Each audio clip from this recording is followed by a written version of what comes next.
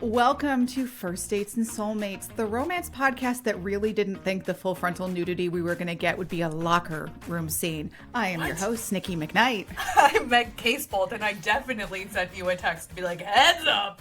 That was not what I was expecting in that moment. So, y'all, we are talking about the first season of Amazon Prime's new series, Off Campus, based, of course, on the Elle Kennedy series.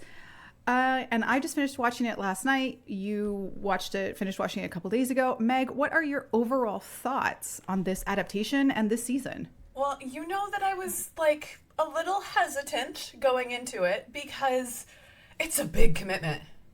It's 8 episodes, each of which is at least 45 minutes. We had 5 days to watch it before we sat down for the pod, and I was like, ooh, that's more than one a day. That's like an hour a day. I gotta just like really sit down and do this. And then I started watching and I was like, oh, this won't be a problem.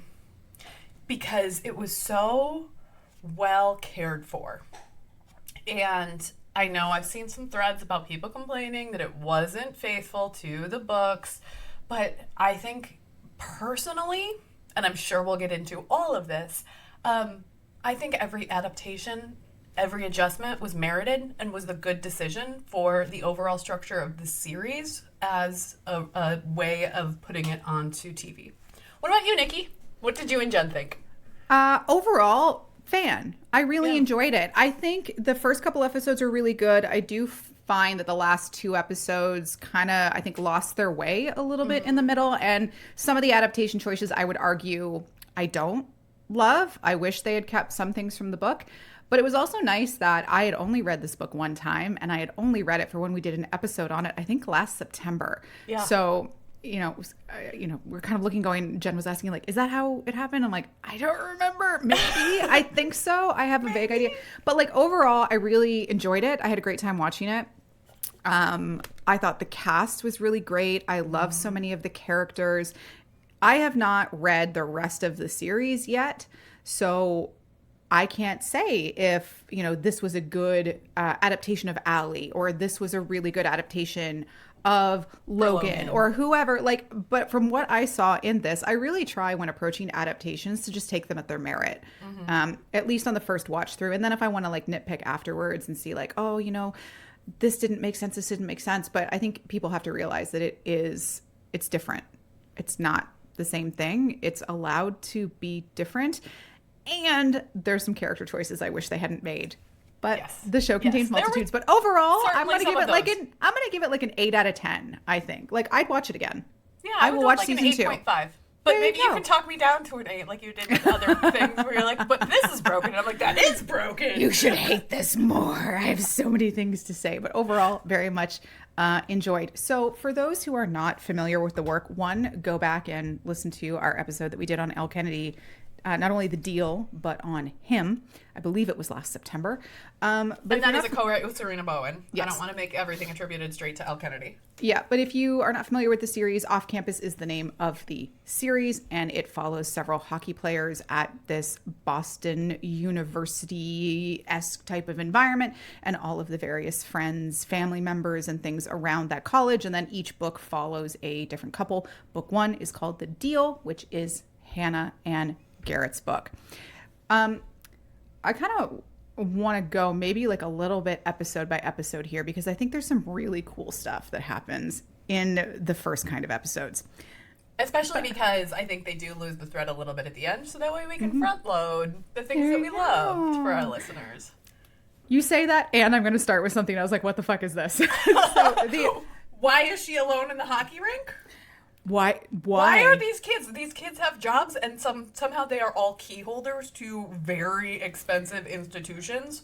But also, why is Hannah working in the laundry at the arena, and that's why she sees Garrett naked? There's absolutely no reason for that scene. I feel like they were trying to be a little bit shocking at the beginning, and I was like, oh, okay, this is a vibe. But then they never go back to that until the other surprise nudity at the end of the series. Yeah. It was just kind of a funny thing to go on to start the show with.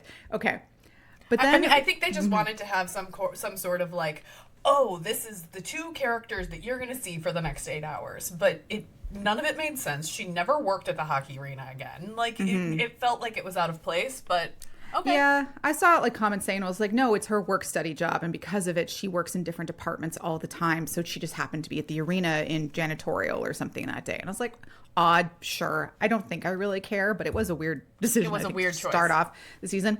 But then we get into, I know we said we are going to front load it with good stuff. I'm going to get there. I But this said next, that. You don't have to. You be as No. critical as you want to, bitch. This next decision was also kind of interesting, and it's the recharacterization of Justin. I will say I loved this actor. I really enjoyed him. Josh Houston, I think is how you pronounce his name. Like, really cute. I enjoyed him as a musician, but the choice to make Justin a musician rather than a football player, I don't think it doesn't work because Hannah is a musician. They can bond over that. But one the mirror I really enjoyed in the book is that one of the reasons she agrees to this with Garrett is not only because like, oh, guys want what they can't have, etc., but it's like she needs to learn how to talk to a jock. Yeah. Garrett's a hockey player, Justin is a football player. So not having that, it struck me just a little bit when I first saw him because I was like, wait, isn't he an athlete? Isn't he like he does something not hockey? So they made him a musician. So at first I was kind of thrown by it because I felt it was going to miss that little bit of the reason why Hannah goes in on this a little bit more than just, you're going to make me look good. But again, like I kind of liked it. I don't know. How do you feel about Justin's like changing character? I preferred it to the original. Ooh, tell me more. Because one of the things that happens when Garrett finds out about Hannah's past, about her, being sexually assaulted and raped, is she was hurt and maligned by an athlete. And so I think the decision to protect herself from future athletes would have been a coping mechanism and a self-protection mechanism that she may have chosen. And the decision to say she's a musician, she's attracted to a musician, she wants a relationship with a musician because she doesn't want to be in the toxic masculinity of college sports or male sports. And yes, it's hockey versus football, but like they're both pretty high intensity, high contact, high aggression. They kind of have that violent aggression note to it. So to an extent, I see like not that music is soft and sports is hard or anything, but like she was choosing a angle that wouldn't put her in danger.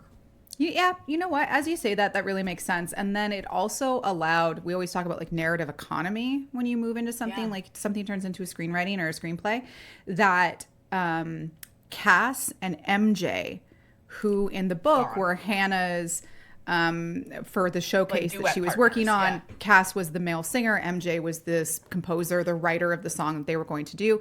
So it allowed you to kind of also get rid of them as additional characters, which I think made sense. We didn't need 2 extra characters, and to kind of collapse the collaboration and the difficulties Hannah was having in collaboration into Justin, I think it made sense, again, for that kind of economy to it.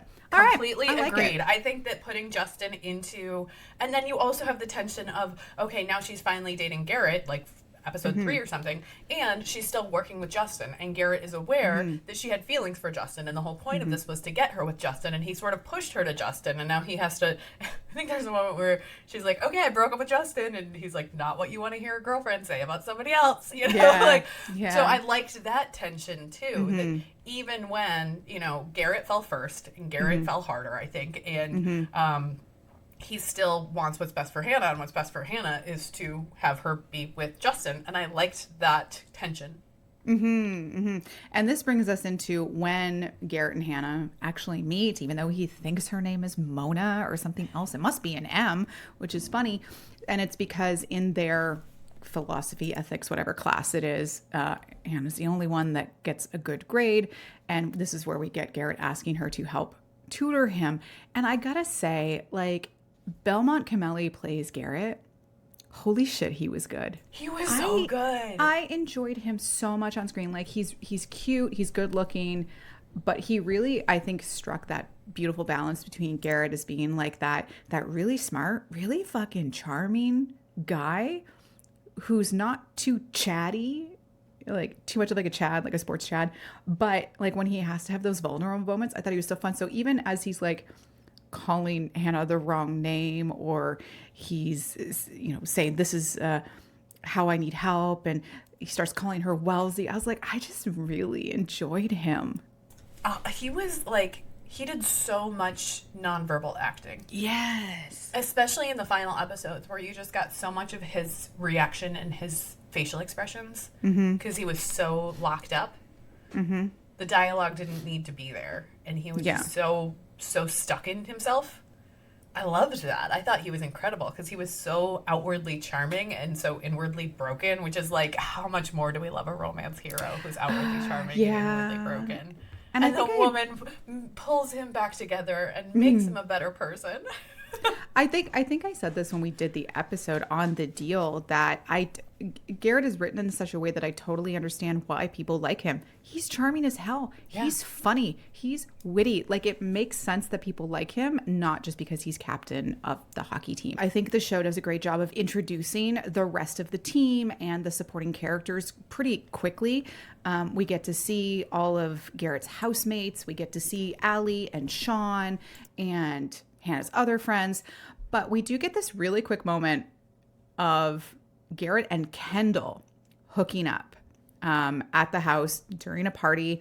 And Kendall is like, I want to be your girlfriend. And he's, Garrett has this moment of being very explicit, like he is in the book, of, I'm not looking for a relationship. I think I was very clear about that. He goes, what's my favorite color? Yeah. What's my middle name? Like, he's like, you don't actually want me because you've never asked me anything about myself. You just want Garrett Graham. And I love that they established that really early as well, so that later on it makes total sense why he's going to fall for Hannah. Because she actually sees him. She doesn't give a shit about his name. She doesn't care. She doesn't even know who his dad is, let alone think, oh, that's Phil Graham's son. That's where his life is going. She wants to be attached to him. She wants to ride his coattails. She doesn't care about hockey. She barely knows how hockey works. She's never been to a hockey game. She's not a puck bunny. So it's very much like she sees him for him, and that's who she falls for, and that's so important.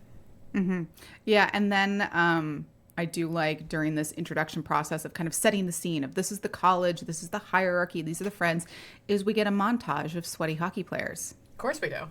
But this is where I really struggle with the new adult thing. Yeah. Because this is, granted, these actors, I think Elle Bright, who plays Hannah, I think she was 20 or 21 when she filmed it. So she'd be the closest to actual age of these characters. But I think Belmont, who plays Garrett, was 27. And I think most of the characters were kind of in that range. Actors are never going to play the real age of the characters. They're pretty much always going to skew older. Yeah. But that is something, to your point about, oh, they're all key holders of the arena. They all just get to go in this. Like, I don't know. I sometimes struggle with, like, these kind of big emotions. I'm like, you're 21. You have no idea what the real world is. No, I don't struggle with the big emotions. I struggle with, they think that they know what they want. Also true. I think they absolutely have big emotions. They just don't know how to handle them or focus them. But, the poor little babies with their undeveloped prefrontal cortexes. That's so true. And the big emotions. And the fact that they just go in. I found myself, like, itching to scream at the TV and then have to remember, like, just because she doesn't answer her phone doesn't mean that she's a bad person. She is having a developmentally appropriate reaction to trauma. Very true. Speaking of trauma, I want to talk about Bad Hockey Dad. Yes. One, I love Steve Howey as an actor. Like, I loved him on Shameless. He's awesome as the lieutenant or whatever in High Potential. I love him as an actor, and it took me a sec when he showed up as Bad Hockey Dad to be like, is that Kevin from Shameless? And I was like, yes, it is. He is Kevin from Shameless. I don't think he was evil enough. Yeah, I think he could have been meaner. They really kind of... He was, like, so restrained.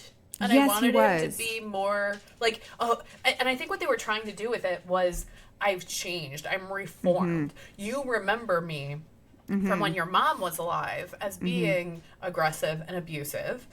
And then your mom died. You went off to boarding school. Life stopped. Now I'm trying to reestablish this relationship, so I'm going to show you that I've changed. I wish that he had been more like, you need to talk to me. I pay for this college. You're my son, and I wish he'd been a bit more aggressive, because I think then if we'd seen that and then gone to Thanksgiving and seen him be, like, kind of kind to his fiance, it would have landed better for me. Yeah, I was going back and forth on it because, like, I don't want him to be cartoonishly evil, I think I kind of like what you were saying. Like he needs to show the reformed aspect, because then I think if they had gone with that direction of Garrett still responding to his dad as the abusive asshole that he was when he was growing up and how he treats him, and now he's a little bit more not hands off with his career, but he's not as, I'll say, violent or aggressive in their relationship. And then Garrett going, maybe he did change, and then showing up to Thanksgiving and seeing that Cindy does have bruises all over her arm and having that be the, oh, he hasn't changed at all, he's just hiding it better. Like that might have been interesting, but I felt like it was a little bit too much in the middle that they couldn't decide. Is he really aggressive? Like Garrett talks about, like, you know, the if I lose, he doesn't say anything. If I win, I just get the nod.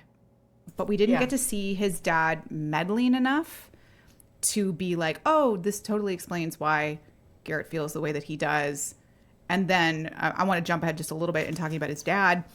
We don't get the blackmail scene. Well, let's before we get there, I think what they could have done to make this work is to have his dad putting on the pressure of, you're my son. You need to carry on the legacy. You need to get drafted. You can't get distracted. And that way we could have heard that outside perspective that then Garrett is relating to Kendall, where Garrett is saying to Kendall, I can't be in a relationship because it's too distracting and I need to focus on career. Like I'm not going to get drafted if I have a girlfriend, I'm not going to get drafted. And like, then we could hear his dad repeating some of that back to him. And I think that would have been really powerful if it had been like, hockey is who you are. Instead of what I just said about like, I pay for this and you have to, you know, like that way it wouldn't have been evil. It would have been like a parent who's helicoptering and pushing. Yeah. Instead of like trying and maybe trying to take the credit for it.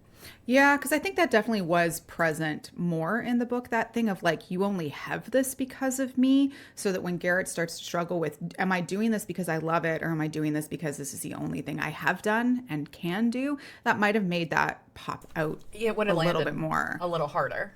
Yeah, but I do like that, again, I feel like I want to say that Belmont as Garrett kind of graduated, or they went to the same school as the School of Microexpression Acting with Connor Story.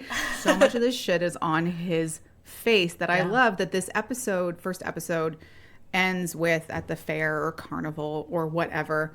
And Elle and Sean get Hannah kind of up and like, let's go. So she'll go flirt with Justin, and then she goes over and then someone bumps into her and like, gets her shirt all wet. In the white shirt with the purple bra, which is hot. Yeah. I gotta say, I said this a couple times while watching. I'm like, Ella, right? Not to objectify you, but your tits are great. Yes. Which is true for Hannah, because that's brought up multiple times in the book. But then Garrett comes over and jacket over and kind of arm around, like, I'm gonna rescue you. So Hannah's like, what is happening right now? But the episode ends with them striking the titular deal of, you tutor me. Justin has now said, it's Hannah, right? And is like looking at her, is talking to her. He's like, see, I just proved to you my value in this situation. And she's like, okay, it's a deal. And I was like, that's the title of the show. That's the name of the book. That's the name of the book. That's who you are. That's who you roll credits. You gotta throw in those Mulaney Nick Kroll references. We're done. How many of the books have you read? Just this one. I thought about reading Elle and Dean's before we recorded, but I didn't. I didn't. And there's only so much college brain I can take. I just can't. Because in episode 2 is where they really start to expand people's relationships, right? We get a lot more of Elle and Sean in episode 2. Elle being Hannah's best friend, Sean being her boyfriend, and her wanting to spice it up. You can kind of see Elle straining a little bit within their relationship. And then we get Dean's costume birthday party. What are your thoughts on Dean? He's such a himbo, and I really like him. I loved him. I thought he was so fun because he is that kind of like that good looking doofus. You know, he's having girls over and not closing the door. And they're like, Dean, close your door. He's like, I'm just doing this. I'm happy-go-lucky. He has this party where he's dressed as Maverick, like Tom Cruise from Top Gun. Of course he is. And in walks Elle as J-Lo in that dress. We all know that dress. And he's kind of like, ooh, I'm interested. And she's like, no. I have a boyfriend. Like, go off, sir. Go off with you. Which it was Ben Affleck, and he was like, you have to carry the Duncan cup. Otherwise they don't know that you're Ben Affleck. You don't have your Duncan. Which, like, he could just be any bro in Boston. Yeah. They're on the Cape for this party, right? Like, yes. Okay. Yes, that's it's very true. But I did really enjoy this party because now you have Elle kind of coming in a little bit more. And just prior to this, we have a little montage of all the ways that they are trying to get Justin's attention. You know, in class, pushing the water bottle over by accident, like, oops, we're doing that. Trying to get on the Fifth Line, which is an Instagram account run by Logan's sibling, Jules. That's kind of like the gossip site. And then there's the weight room kissing scene. What are your thoughts on this scene where Garrett's like, you can't blush? In walks Logan in the series, and she's like, okay, I'm gonna kiss him too. See, not blushing. I thought it came too soon. I wish it had come slightly later.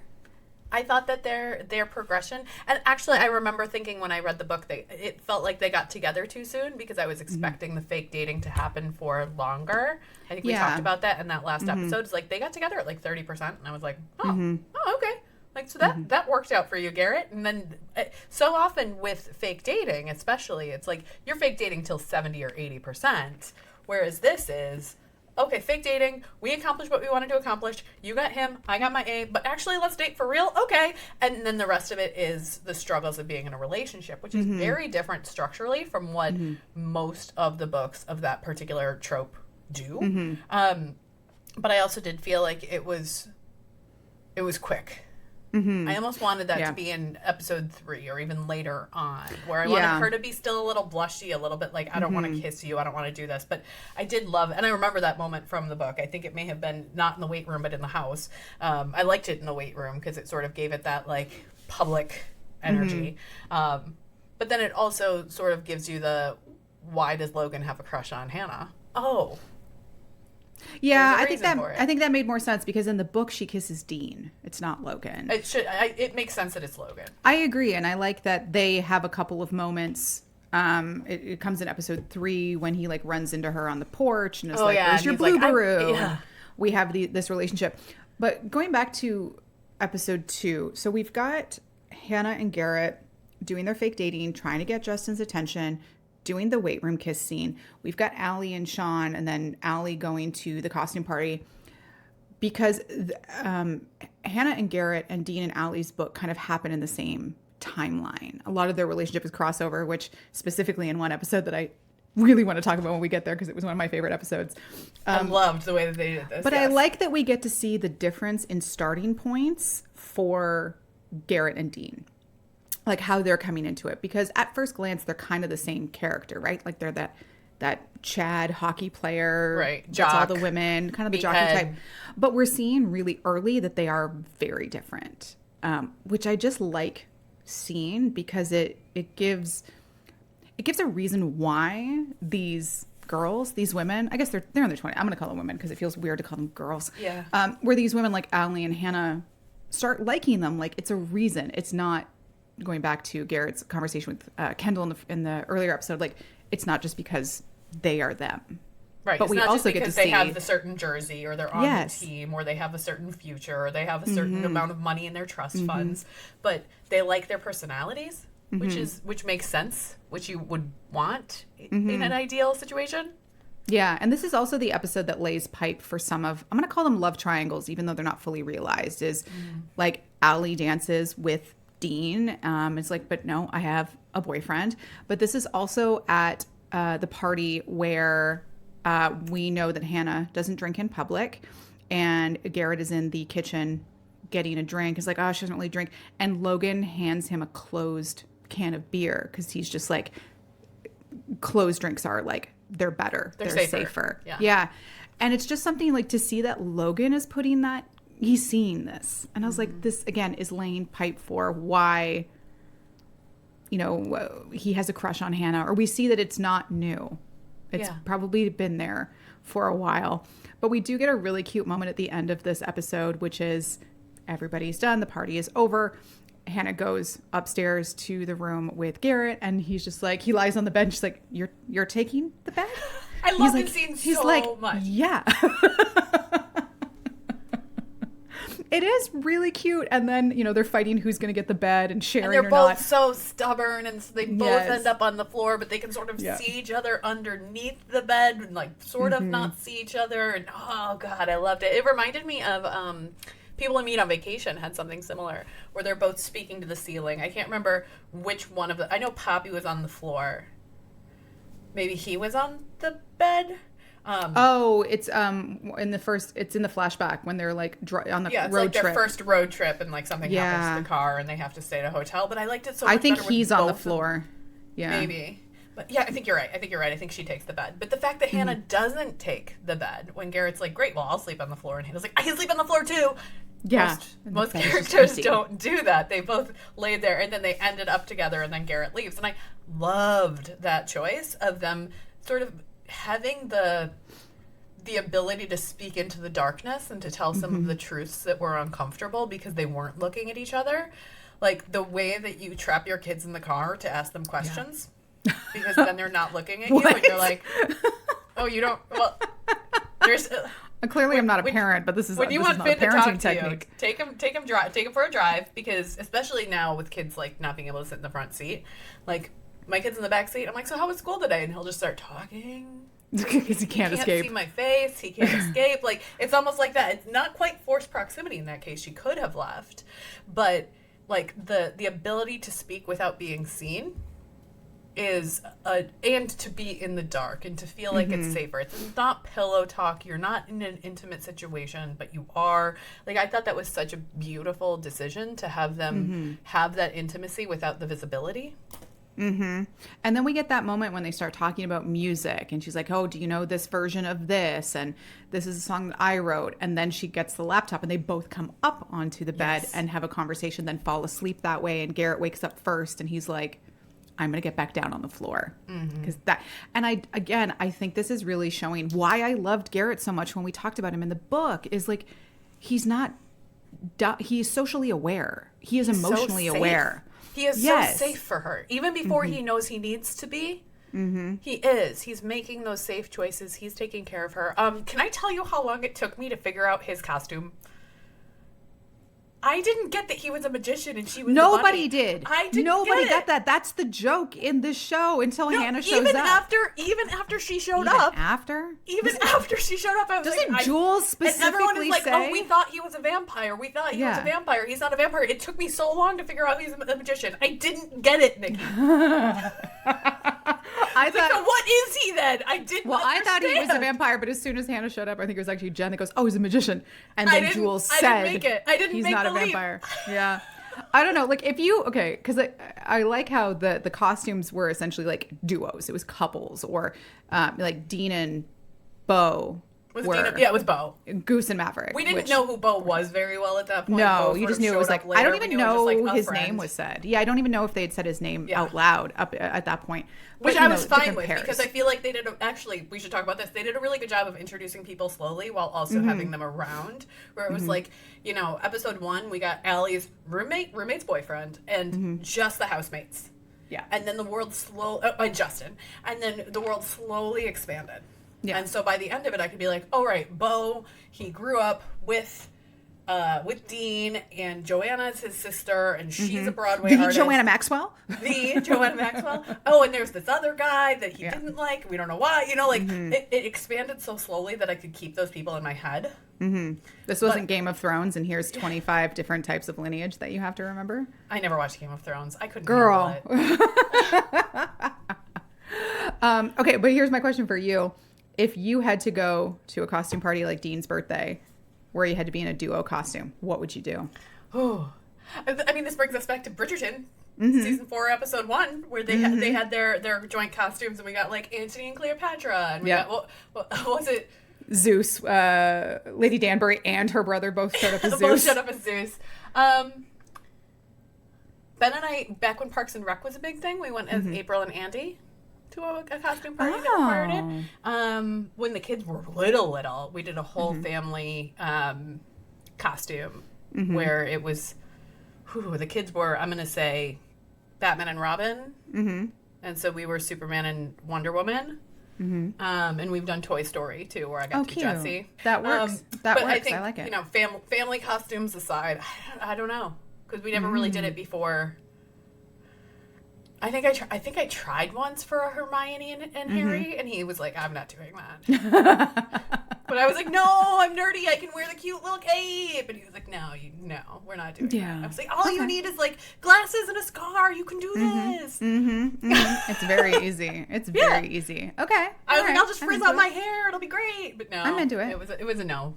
All right. I'm into it. I think I would go for in Never Been Kissed, when the prom theme gets turned to like romantic couples through time or whatever it is. And the popular girls all show up as different variations of Barbie. I'm Disco Barbie. I'm Malibu Barbie. I'm like, that's what I would do. I would be a Barbie. So I would have to have Ken. I would have to have a Ken. But I would have the gay Ken. Take you out and I would have the gay Ken with like play the Matchbox 24 you on the beach. Yeah. Okay. So this episode ends with buses going back to campus. Garrett is on the team bus, and let's also talk about the fact that like the buses didn't go back after the hockey game. They're just like, oh, we'll stay overnight so everyone can go to this party, and then the campus and the college will pay for everyone to go back in the morning. No, that's not how that works. That's hilarious. I did not even clock that. Yeah, they were school buses, and this was like a trip out to play this away game. Yeah, I went to college in Philadelphia, and so we would have games in Jersey, and like people would like take the bus out and then have to take the like Patco bus back from the shore because like the school wasn't going to just wait. No. Okay. Yeah. I just like I've been on buses like that for team sports, and I'm just like, that's not like a romantic place to talk or have a moment, man. Well, they were separate buses. No, I'm talking with Hannah and Justin. That bus is going to smell like Fritos and like weird Clorox bleach for the on-bus bathroom. Like, yeah, but that's just how buses, like that's charter buses in general. I think a bus could be like a nice place to talk. Yeah, do you know about the Greyhound bus incident that happened in Canada like many years ago? Please enlighten me. Oh, no, it's bad. It's not a good thing. No, should I not ask? No, I don't remember the exact details, but basically this person ended up attacking this other passenger and decapitated them. Holy shit. Yeah, no, it's like very famous, like Greyhound crime story. So anytime I see a charter bus, other than the smell, unfortunately, that's where my brain goes. Yeah. Yeah. Cool. Now I'm going to always think about decapitations. You're very welcome. I like to ruin buses for people, and apparently. Now we're at the point where like my kids are starting to take buses to like cool places. I'm sure they won't decapitate people. Jesus. I'm not already worried enough about like lockdown drills and school shootings. Now I'm like, oh, cool, decapitations. Thanks, Nikki. Yeah. You're very welcome. Don't ask me about why I don't like dolphins anymore. Let's not. Let's just no, you don't need to know why I don't like dolphins. Okay, episode 3, the orgasm. We open with a Justin sex dream, and it was funny how quickly we clocked that this was a dream. Because like, oh, they're playing, and then of course as they started getting closer, we're like, no, it's a dream. It's a dream. And then you start to hear the vibration. And I was like, is that an alarm clock or a vibrator? And then she wakes up and we're like, it was a vibrator. Yep. I also just love that they showed one on screen because I was really trying to think of another show or another movie where they actually literally show a vibrator on screen, and the only thing I could think of was Sex and the City. They show the rabbit, but more in a store. It's not in use. They do one in the Ellie and Dean episode too. Yeah, I want to get to that, but no, I'm thinking outside of the show, the only other one I can remember is Not Another Teen Movie. In the opening sequence where the Lainey Boggs alt is using a vibrator, and then like her dad walks in, her priest walks in, kids in the neighborhood walk in, and it's a very funny scene. But that's the only other time I can think of it. Do we need to say like dildo, dildo, dildo so that way we show up in search results for off-campus dildo? You just did. To heated rivalry dildo. I am just doing the marketing work here. Thank you so much for your sacrifice. You're welcome. So this is where we get to see a little bit more of Hannah and Garrett's relationship. She changes a study time on him to go songwrite, and he starts responding in 2 to 3 word sentences. And she's like, dude, like, what is going on?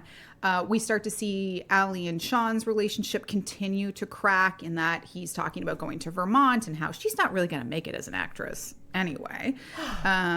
We get to see a little bit more of Logan's crush on Hannah by talking about the boobaroo and putting her bike on the porch. We get Hannah walking in on Garrett and Zoe hooking up in his room. So we have like all these weird things happening. This is where Justin sees Hannah's playlist that is literally all him, and it's called Crushing. And she has an awkward moment. But then this is the episode where we get to see a fulfillment of 50% of the deal. And it's Garrett giving an oral presentation about ghosting via the philosophies of Kierkegaard. And we're like, cool, that half is done. Really got to ramp up Hannah getting Justin. Mm-hmm. And then we get karaoke night, which is so fucking fun. I loved the scene so much. And I think, I was concerned about how are they going to fill the time? Mm-hmm. How is this filler going to work? Mm-hmm. Because that's it was a 300-page book. How are they going to turn it into 8 one-hour episodes or 45-minute episodes? And it was these little moments where, yes, there was the moment in the book where Garrett took her out to a bar and let her drink and he drove her home. But turning it into a karaoke night where both Elle and Hannah could express themselves in some way was such a smart character choice, because I think also like one of the big shifts that you're able to do in a TV adaptation that doesn't quite translate as well in a book is to like have the actual performances, have the songs be meaningful. And the choice to take Justin and turn him from football player into musician was a choice that gave them the chance to play, great, here's 3 live music sets where he gets to perform and she gets to ogle him, and she's not going to go to the football game. So this gives her a reason and a connection point with him. But then also she gets to go up. She's a composition major. She's not a performer. She doesn't want to perform, although she has performed, but she stopped performing after high school.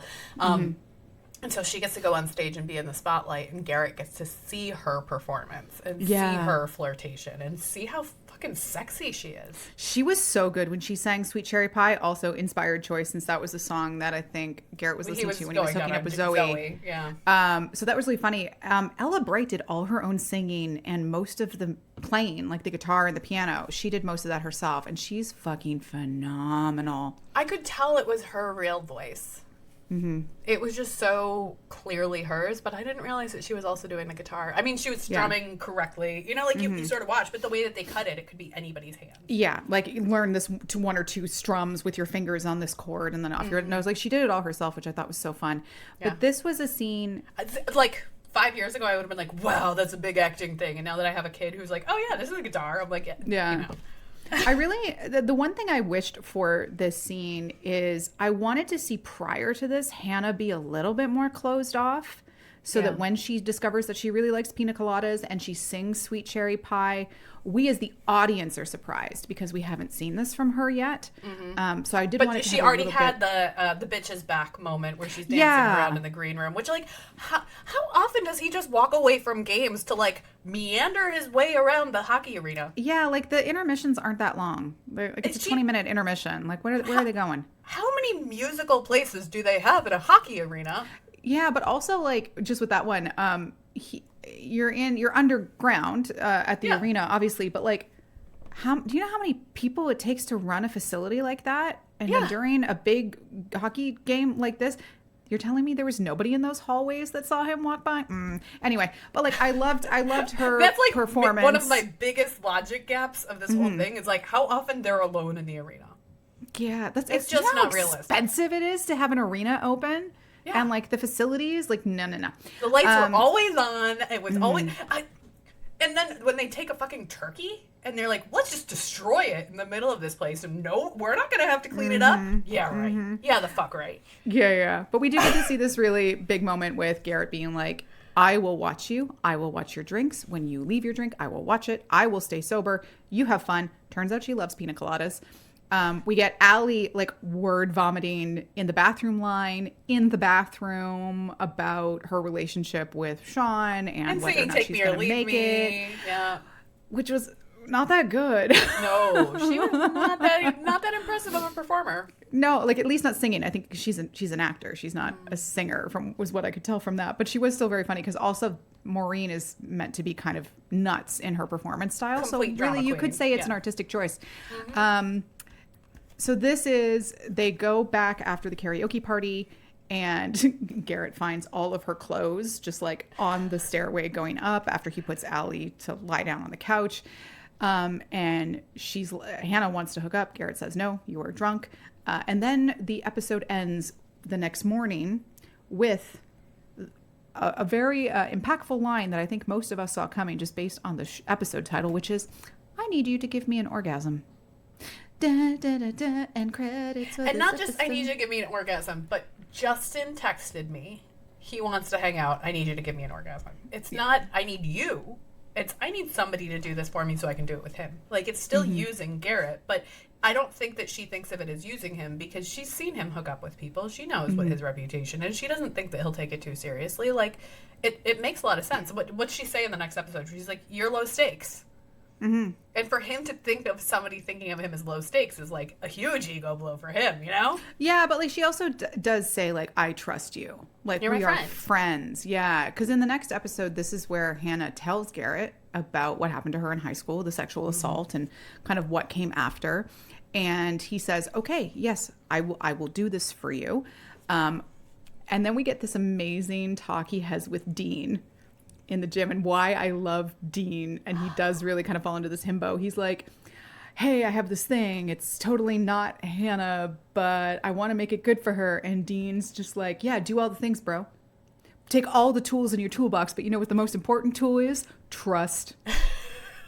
She needs to feel completely safe and relaxed. Consent is not consent unless she trusts you. So just do whatever you have to do to make this girl who's not Hannah trust you. And I was just like, well done, fucking love Dean. Everyone needs the pep talk. Every 17-year-old boy should have to watch that scene. It's so good because then when Hannah shows up at Garrett's house, like you said, 7, right? And they are going to have sex. Garrett makes her choose like theme music, and she's like, "This is really corny," and he's like, "Yeah, I know, it's great." And he's like, "Put on this outfit." Off, like, yeah. When she shows up in that dress, and then he turns around. Yeah, and she's like, again, "You're about to see me naked anyway," and he says, "Yeah, but not until you're ready for me." Like, yeah, not until you want me to. And like gets her all comfy, and then they start like just dancing around, being silly, and that just makes so much sense that you're like, okay, yes, I do see why she is comfortable with this, but also they get like Hannah, she says like, I lost it, like I got into my head, it's gone.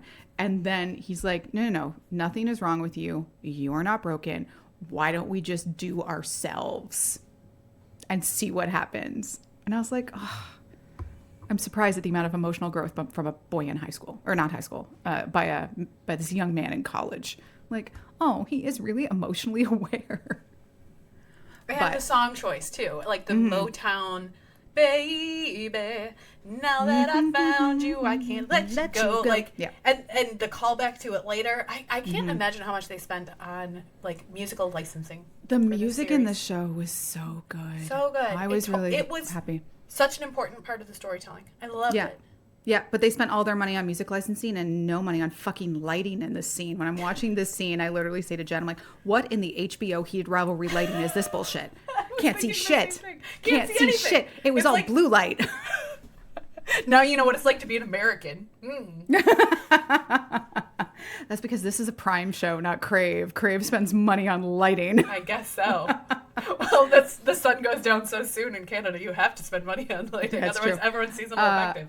But like this is a turning point for both of these characters. But where I love that this picks up is that we could kind of see that Garrett was already feeling some kind of way about Hannah, especially with this conversation with Dean and like, I want to make this good and I don't want to screw this up. And then they've got these, these moments on the when the hockey team is practicing and he's just talking and every single hockey player is like, yeah, you're into her. Yeah, you should talk to her. Tell her how you feel. Yes, we know. It is very clear that you are into her. You talk about her all the time.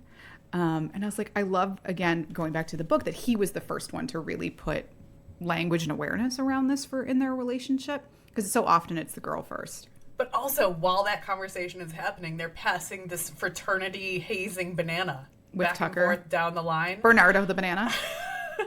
Watch Bernardo with your life. And then, of course, Dean comes and he's the one who eating issued the challenge and he just like eats it. And Tucker's like, no! And like having that comedic reaction and comedy really the moment I loved. Talking about modern updates, I'm really happy that when the guys start hazing Tucker, is that it's a fruit hazing and not like we're going to do humiliating things. It's like, no, here's a grape, and every time that gets destroyed, we're going to give you something bigger. And then he immediately eats the grape and we just see strawberry, mango, coconut. At one point there was watermelon that he's Yep. holding. I'm like, Yep. this is just such a little like runner through the whole thing that just reminds you of how ridiculous college is. Yes, it's very fun. But you know what else about ridiculous college that I clearly did not experience and wish I had? Drunk Shakespeare. Oh my God. Meg, I want drunk Shakespeare. I want drunk Shakespeare now. I want to put this on so badly, but also where are the adults in this? Like, where are they renting these facilities from that they're also just serving alcohol everywhere? It's just the theater department, Nikki. You Although, have granted, the kid who played Puck was goddamn brilliant. Oh, he was perfect. It was so good. I guess that does make sense if you think about it. Like, I was executive producer of my college drama society, and we literally had a line item in our budget for the cast party alcohol, which we weren't really supposed to do. It was for marketing, but we spent thousands of dollars on alcohol for our cast parties. So I guess it makes sense. We would just go to someone's house, whoever had an off-campus house, and shenanigans. So many shenanigans ensued. But this just as a structure was really fun because drunk Shakespeare, the cast, and the audience is just getting shit-faced. But and the Midsummer Night's Dream, where you have these couples shifting. That's exactly what I was around going to and- say. Like, this is really so hitting well done. home. It the, was not in the love book triangle. at all, and I loved the shoehorning it in there to give that tension of like, oh, Hannah finally gets Justin, and who's she looking at? And Garrett finally has the conversation with Cassidy. Kendall. Garrett finally has the conversation with Kendall, where he's like, oh, now I see how hurtful that would have been. I'm Yeah, it sorry. really sucks Like, when you like someone who doesn't like you back. Yeah. And like, yes, he was also correct at like, you liked me, but you didn't know me. But I could have been gentler with that, or I could have, you know, shared my expectations sooner, or let you down more easily, and not been quite so harsh about it. And like, he recognizes that. I mean, I would say like Hannah has a lot of growth over the series, but like, if you were to say who's the protagonist of this, it would be Garrett. Garrett has a much huger self-awareness journey in the process. Yeah, and I like that he does have to have a pole dancing battle with Justin, which is really fun because he's got no rhythm for being an athlete. And then that's when Hannah and Garrett, he kind of says, like, I got you the guy. So he goes off to the arena again. Don't know how he has keys and to get started on the light. And then Hannah comes and he's sings alone in the arena. But then Hannah, who maybe works there, but also has keys to it because Garrett would lock up behind himself, but she can get in, and she can get into not just any room, but the PA room, the media booth, because there's not a ton of really expensive equipment in there. Yeah, and then she gets to sing that song again and is like, hey, it actually is you because I don't want to go out with Justin. I like that there was this connection point of what are the lyrics that Justin wrote. And it was this like yellow, yellow haze, which like definitely woke up with that in my head this week. Very catchy, but also really doesn't mean anything. And I think that's okay. Just because Hannah didn't get it doesn't mean that it's wrong. And her song that she sang at the end was like zero subtext whatsoever. And okay. I don't know. I thought Justin's song was horrible. Those lyrics were so bad. But anyway, the fact that so I liked Hannah's advisor a lot, and her advisor saying you need it to mean something, you need to feel it, and that was a huge part of her growth. And then she says to Justin, like, what does this make you feel? And he says like it could make money, versus asking Garrett, like, what does, now that I found you, I can't let you go, I can't remember the name of the song, like, what does that make you feel? He says, it makes me feel bold, it makes me feel brave. And so then when Hannah does get the guy, she gets Justin, they're out, they're talking about it, she says, what does this make you feel? And she's like, no, I want to feel bold, I want to feel brave. And that's why she goes and pursues Garrett. It's interesting to me in terms of plot development, and you kind of touched on this earlier, that I wish we had had more time of them being together in the good time, because we do get a little bit of like, after they have this moment at the arena, the next episode, this is episode 5, the Thanksgiving episode, they're like, yeah, no more Justin. It's just us. And then we have a montage of their relationship. I was like, I actually wanted not their relationship. We have a montage that. of sex. That's it. Yeah. But then the very next thing they do is they have to go into something heavy, which is Thanksgiving at his dad's place with his fiance. Like, we didn't get enough of them in the good part to make the breakup feel worse. Because like he invites her to go to Thanksgiving with his dad because he doesn't really want to go, but feels like he kind of has to. He's like, yes, would you come with me? And he's showing her around the house. It's kind of like a shrine to his dad and all of the merch and like this 7-foot tall cardboard cutouts things. And I like how they negotiated beforehand, like a signal to leave, because Hannah's like, I know this is a lot. And it's this idea of like, squeeze my hand 3 times. We're gone. And then they're at dinner, and it kind of, has that weird, like, in between you talked about earlier with Bad Hockey Dad. Like, he's kind of being nice. Like, he's kind of saying complimentary things. He says grace before they eat dinner. And we don't know how much of it is a performance, but we also don't have the context of, like, this is unusual. Or, like, it would have been more interesting, I think, if he'd said grace, but also if he'd been critical of Garrett when they were watching hockey together, just the 2 of them, and be like, that's your future team, because that does play into it or whatever.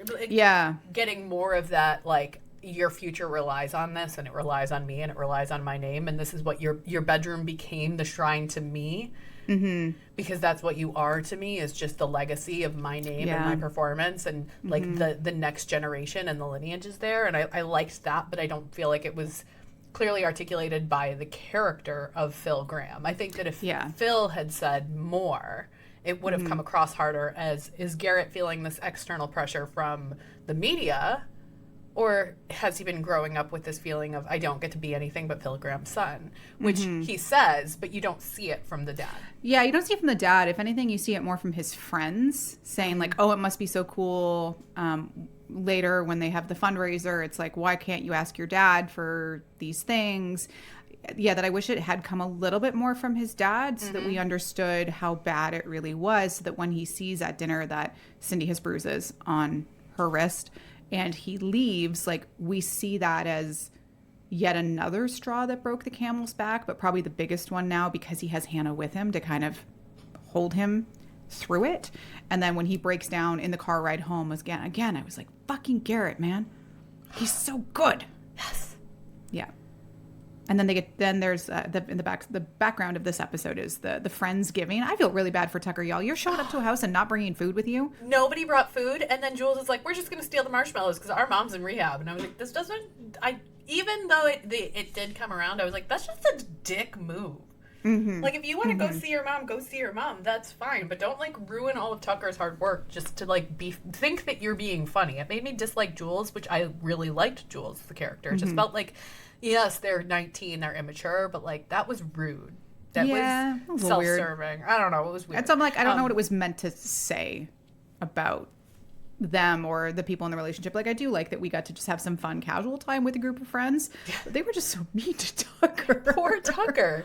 I mean, he did sort of put everyone to work. I do also want to point out there was a moment that we missed, which I think comes out later, which is before Garrett gets his dad showing up and saying, come home for Thanksgiving, and he's thinking about going to Friendsgiving. You get that FaceTime call with Hannah and Hannah's mom, which I think is important, that's when she introduces her mom to Garrett. And, the mom is so warm, so welcoming, so everything that Garrett wanted. And she says, we watched the game last night. We were so proud of you. And they're like, but he lost. It doesn't matter. We're still proud of you. Like, that's what Garrett needed to hear. That's the relationship he needed to have. And so I think that was also a key component of, like, I don't want to say, like, oh, he was able to walk away from his dad because he had Hannah's family, because that's not where they were. No. But the recognition of families can be like that. Hannah has that. I would rather have that than what I do have is an important recognition for him in that moment, too, I think. Yeah, I agree. I wish, the one thing I wish with this storyline that had been more resolved by the end of the first season was Cindy leaving Phil. Yes. I wanted Garrett to have that win. I think he needed that win, that he did save someone. Yeah. Like, he couldn't save Hannah back in high school because he didn't know her. He couldn't protect her. He couldn't protect his mom from his dad, and then she died. And he made this overture with Cindy, which is like, he will keep doing this. He did this to me. He did this to my mom. He's never sorry. And when Cindy shows up again at the game with his dad, and she's still with him, I was like, I really wanted that to happen this season, that he finds out that Cindy left. Because I think he needed that win to feel like he did protect someone from his dad. And that he's not the same as his dad. That his dad would continue this pattern, and he is breaking the pattern. And if I recall correctly, and you've read the book more recently than I have, doesn't Cindy call, like, he gives Cindy his phone number and says, call me if you need to get out of there, and she does, right? So it's not just like she leaves him, it's like she leaves him with Garrett's support and help. And that I felt was a key component of Garrett's recognition that he isn't turning into his father, that he is a different man than him. That I think would have been a great conclusion and like should not happen next season, because people will forget by that. It should have happened this season. Yeah, I really wanted that win for him. This is where we get into the next episode, which we get to see a little bit of a side plot line that's been happening in the background. Because after, in the Drunk Shakespeare episode, Allie and Sean, she breaks up with Sean again. And Sean's like, you're going to call me in 36 hours. Like, I know you're going to do this. You go through these cycles of drunk Allie, all these Allies. And she's like, no, this is absolutely it for real. And she is really drunk and emotional at Drunk Shakespeare. And we see her pick up the phone and call someone where the number says, don't call this person. Don't call. And I'm like, oh, fuck, she's calling Sean. Well, at the end of the Thanksgiving episode, there's like a group FaceTime, which I thought was so cute. All the friends giving people at the rink FaceTime Garrett and Hannah, and they bring in Dean. They're like, happy Thanksgiving, and Dean is there and he's lying in bed, and they're like, why are you like shirtless and in bed? He goes, tryptophan, motherfuckers, I had turkey. And I immediately said, I'm like, Allie's there. He's with Allie. And it pulls back and Allie is there, and he says, don't worry, they didn't see you. And that's how the episode ends. Yeah, as soon as they had the Hannah and Allie at Malone's, and Allie's like, no, I don't need a ride. I'll just take the bus. I was like, oh, she's going to Dean. Mm-hmm. Yeah, we see her get into like a mysterious vehicle. So when we get to episode 6, we flash back to Allie and Dean after the karaoke party, which this is when Allie's asleep on the couch on the main floor, and Hannah had started leaving her clothes up the stairs to find. Well, Dean comes in with these two women, and he sees Allie there, and they hang out around the bonfire for a while. No, he doesn't see Allie there. He makes out and falls onto Allie's face while she's sleeping.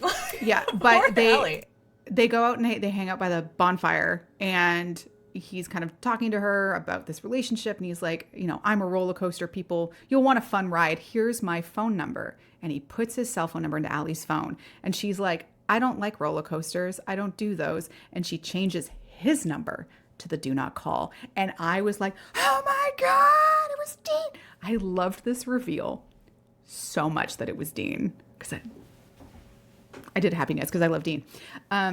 Then we get their sex montage. There's a lot of montages in here of like sex and shirtless hockey players, which expediency of narrative. They know what sells. But we get to see how this has been in parallel to everything we've seen the last episode and a half. So it is that scene where like we already saw Garrett kick the popcorn bowl, and then they just like pan over through the wall, and you see that Allie's there trying to be silent. We have Dean untying her corset after Drunk Shakespeare. That I was like, ooh, this is good. This is a good moment. And then we get that bathtub scene that you talked about earlier, which was very Friends coded, where Allie and Dean are in the bathtub and they have a vibrator, and then Tucker knocks on the door. He's like, I just have to get something, and Allie does the hold my breath, go under the bubbles, and then Tucker opens the door and there's Dean just sitting there with his bright pink vibrator in his hand. He's like, hey, what's up? Such a great moment. It was so fun. And then that's when we see her get into the car with Bo and Dean. And every time he says, this is the last time, which I loved that sort of like reminder of how this actually works. Girl, we know it's not the last time. Yeah. It's never the last time. But this gives us a character trope that I really enjoy, which is my best friend becoming really fast friends with the girl. Because Bo and Allie start singing show tunes from Legally Blonde. They start making fun of Dean. And I was just like, this is what I love when a romantic interest and the best friend immediately are like, we're good friends. This happened in Set It Up, the Zoe Deutsch, Glenn Powell movie, right? When they meet and they're like, no. She meets Pete Davidson's character, Glenn Powell's roommate. He's like, no, you're not going to be friends. She goes, oh, no, we're best friends. We're best friends now. And they start making fun of him. I love this so much because, again, I like it because it's showing a character's other side through their friends. That if their best friend is this fun, well, then they're a good person. They wouldn't be friends with a shitty person. So it's another way to show that Dean is a good person because Bo is. And like they're meant to be in a way that like Dean hangs out with Bo. Dean has been friends with Bo forever. And Bo and Allie have so much in common. So of course Dean likes Allie, like because Allie is not the female version of Dean, but they have so much in common. They're very similar in terms of personality and tone and vibe. Allie leaves her parents' place, her family's place during Thanksgiving, goes to Dean's.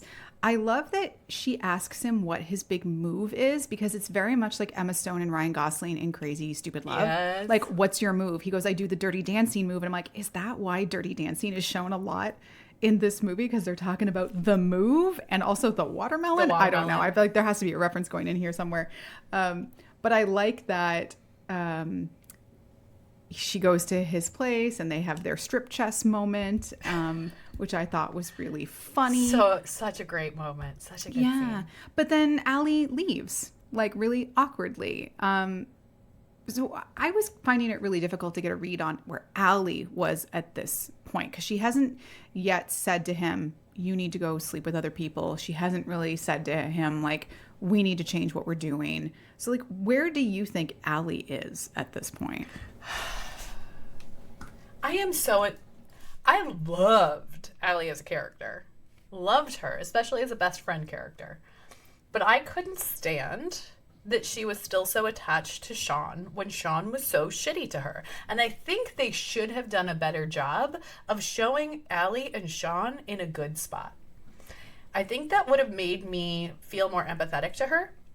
But really, we just got like, oh, we have been happy before. I love you. I don't want to give up on this, but you don't believe in my career and you want something completely different out of your life, which is like very normal for new adults.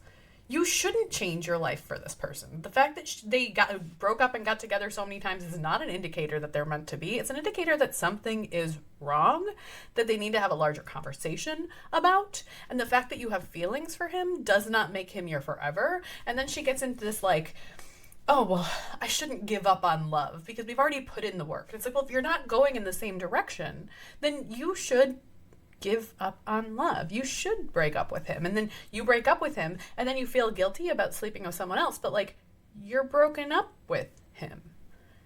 And yes, he came over unattended and uninvited and he saw you, but like, that's your right. And so I didn't really get it. Like, I do get it. I understand it. Emotionally, I get, like, you're still invested in an ex even after you break up. But she kept being like, I love love. And I still care about Sean. And I didn't care enough about Sean to be on board with her guilt. I think that was the biggest structural issue with that whole kind of B-plot with them is I didn't think Sean was worth pining over. Yeah, I agree. And maybe in their book, it gets stepped out a little bit more about how, moving on from Sean. But yeah, like we never saw her be happy with him. It was always, should we try this new sex position? Should we go be spontaneous? Then they fight about Vermont and then the breakup cycle type thing. It's like, yeah. And she gets engaged and he's like, well, that's useless. You're never going to make it. Like, he was just such a sad sack the whole time. Yeah, we didn't see him be nice to her. Yeah. And then for her to then come in later, she talks to Hannah about the never give up on love. You have to put in the work, but we haven't really seen her and Sean put in the work. We see her put a little bit more work into it to try and see what's going on, but like we never see that from him. So I felt it was kind of, I don't know, like a dumb reason. It felt very like one-sided, and I wasn't invested in their previous relationship, and like I thought she should have. I didn't understand why she'd been with him in the first place. So the guilt didn't feel founded in anything grounded in reality. Mm-hmm. And so therefore, when she's feeling guilty by being with Dean, who's much better fit for her and sexually adventurous and, seems to care about her. And she's like, well, Sean, though. I'm like, I don't give a shit. Yeah. And especially when after the fundraiser dinner where they've kind of had some witty repartee back and forth. I love when she requests that the band plays You in Your Hand because Dean's like, want to come over? And she's like, how about this song? Really, really funny. But when he goes over to her place, also that red lingerie set that she's wearing, what college kid has matching lingerie sets? But also it is sold out everywhere because everybody online is like, where do we get Allie's clothes? Because every single fucking thing she wears, I'm like, I want it. I would never look that cute in it, but holy fuck do I want everything she's wearing. No, I could not pull off any of that. I posted a thread about this where I was like, I am so glad that I graduated 20 years ago because low-rise jeans were hard enough. But like every shirt that would show a midriff on this Apple shaped body would just, it would be a nightmare being in college right now with these fashion trends. Yeah, I couldn't do it, but she looks so good. But like she has this good. really like fun, lighthearted moment with Dean. I love that Dean shows up like sunglasses, baseball cap in disguise. Yes. And then he leaves, and then there's a knock at the door, and she's like, she sees Dean's jacket. She's like, oh, you forgot your jacket. And she opens it up. And you think it's going to be lingerie Garrett still because open. Hannah has just said to Garrett, go back to my house. And you think they're going to get found out by Garrett. And then it's Sean! Yeah. And it's Sean, and she's like, oh my God, I didn't mean to hurt you. And he kind of like slut shames her. And I'm like, why do I like, why am I supposed to like this person? Like, I don't see, to your point, why Allie is conflicted about him, because we haven't seen enough of the good for her to understand that, like, maybe she is feeling this way because he's familiar to her. We haven't seen her be unsettled by her relationship with Dean, really. Like, we see her get a little bit of emotional, but like, we haven't seen anything from Dean to make Allie feel a certain way. Like, we haven't seen Allie see Dean with multiple women, and she's like, oh, I feel some kind of way about this. Like I liked all the characters individually, but I felt like this plot line, it didn't quite hit it for me. It just needed more like foundation laid. Yeah. To be especially if there wasn't really a clear timeline. And like I feel like 4 or 5 times I heard like, I just broke up with Sean, and I'm like, but it's been like 3 episodes for us, so I don't actually know how much time has left. Yeah. But also like, how long were they together?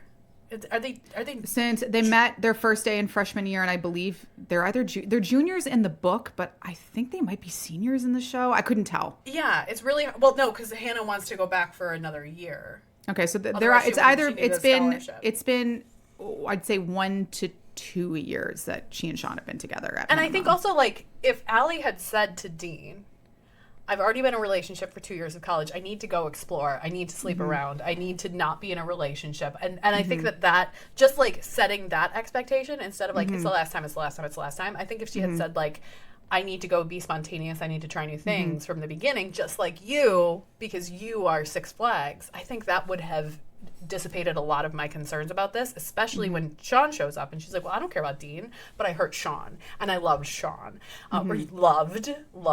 I don't know if it's present or past tense there. But she had that relationship and she didn't want to hurt him, but they weren't a good fit anymore. Like that 2 sentences of I've been in a relationship so long, I need to be single for a while, would have gone really far. I just also don't believe Allie is a character who would want to sleep around and do that. Yeah. Like, and that's why I think when she realizes, like, she goes out with the Joanna Maxwell, and Joanna's like, so you're sleeping with other people? No. How long have you been just sleeping with this guy? Oh, a month. She's like, babe, you're in another relationship. Right. Do you guys, as long as you guys don't have like silly names for each other.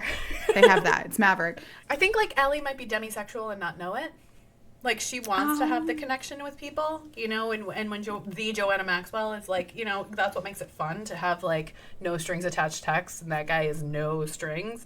Like, and then Allie's like, but I don't know if I'd want to do that if I didn't know him.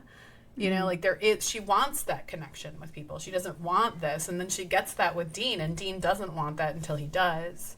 I liked that tension a lot. I wish they'd leaned into that a little bit more.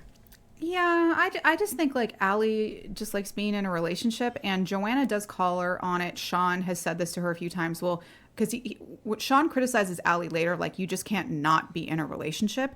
And if that is true, they should have showed it a lot more. Yeah. I think it was a little wishy-washy, because when she's out with Joanna getting a drink, like, Joanna's really pushing her to, like, see that guy at the bar? He's flirting with you. Go. And she's like, no, I don't really want to. And she's like, no, go. She calls him over. Do you want to flirt with my friend and have meaningless sex? I was like, I didn't love that. But also we didn't see enough of the opposite. That wasn't just like being a wing woman. That was like being a little bit too aggressive, especially for someone you don't know. Like, they met that day. It's too much. Yeah. Yeah, but like, we haven't seen enough of Allie be either, I'm a serial person in a relationship, or I actually do want to take this opportunity to not be in a relationship and just hook up with people. Like, we haven't seen enough of either of those. That just feels weird in this middle bit. It felt a little just unresolved, unstructured. Yeah. Yeah. Especially since, like, if we fast forward a little bit to kind of the end of Allie and Dean's storyline in this first season, is he says, you know what? I do like her. And he says to her, because she comes to his room one night and it's like, hey, this that we're doing, we're having fun, right? And when was the last time you slept with someone else? And he goes, oh. And she's like, yeah. So this is the assignment. We have to go sleep with other people. So she hooks up with, quote unquote, Carter St. James, this guy she met at the bar when she was out with Joanna. And he comes to her, Dean, and he's like, yeah, I really like you. I didn't complete the assignment. And she goes, no, you have to because I did. And he's like, oh, and she's kind of like not responding to his text messages. You need to go sleep with other people. This is it. And we kind of leave them like in this weird mushy middle. And then when we think they're about to start talking to each other again around Hannah's showcase, then we get the big ending of who Carter St. James actually is. It's Dean's nemesis, Big Hunter reveal. Davenport, Yes. who is the love triangle from her book. But like, it just like, I feel like they're setting up them for the next season, but I didn't see enough of them like fighting against their relationship types of Dean always being the guy to do the hookups and Allie supposedly being the one that's always in a relationship. It wasn't strong enough established beforehand so that when they actually end up like switching types, Yeah. you felt the narrative impact of that. And I wanted that a little bit more. Could have been grounded in reality a little more. Could have just been like a little. I do love them. Yeah. I did really enjoy them though. Yeah. And then to wrap up Garrett and Hannah's storyline, it is after the fundraiser where we see again still a lot of tension between Garrett and Logan about his dad and how he's currently showing up. Hannah is leaving Malone's and hears some of the other guys on the team talk about this new player for St. Anne's, who is their big rival they're going to be playing, Aaron Delaney. And Hannah has a massive fucking freak out.